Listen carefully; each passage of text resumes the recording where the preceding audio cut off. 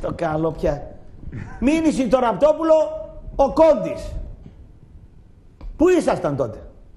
Κάνε τα μετά, μήνυση, ο Κόντης το Ραπτόπουλο. Καλά τον κάνουνε. Καλά τον κάνουνε. Δώσε εδώ αυτό. Φέρε το mail εδώ. Το θέλεις, Ας τα μηνύματα, ρε. Άστα τα μηνύματα. Πάρ' τα μηνύματα από εκεί. Καλό πράγμα.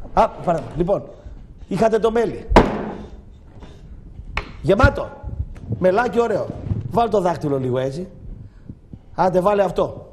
Και γλύψε λίγο. Είχαμε εδώ στη Θεσσαλονίκη. Ναι. Μη γελάς. Παπαγεωργόπουλος. Στον Άρη εσύ εδώ. Βάλ το δάχτυλο στο μέλι. Γλύψε. Έτσι. Εσείς ξέρετε τι κάνατε? Πήρα το μέλι εδώ. Φάγα το λόγο. Όλο το μέλι. Τι κάνετε μάλλον? Φάγατε όλο το μέλι. Όλο το μέλι το φάγατε. Και φταίει ο Ραπτόπουλος. 15 χρόνια βουτήξατε τη μούρη σας μέσα στο μέλι. Φάγατε όλο το μέλι.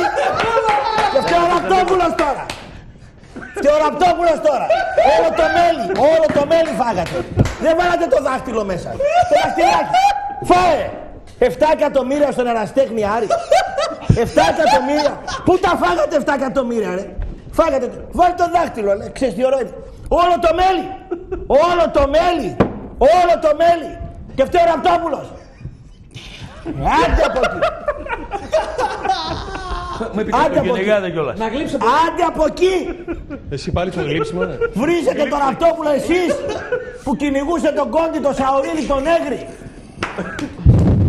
Το μέλι!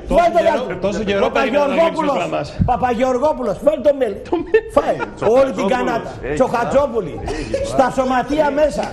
Πασόκ, Νέα Δημοκρατία, όλοι. Να φάτε ρε, δεν είπαμε να μην φάτε.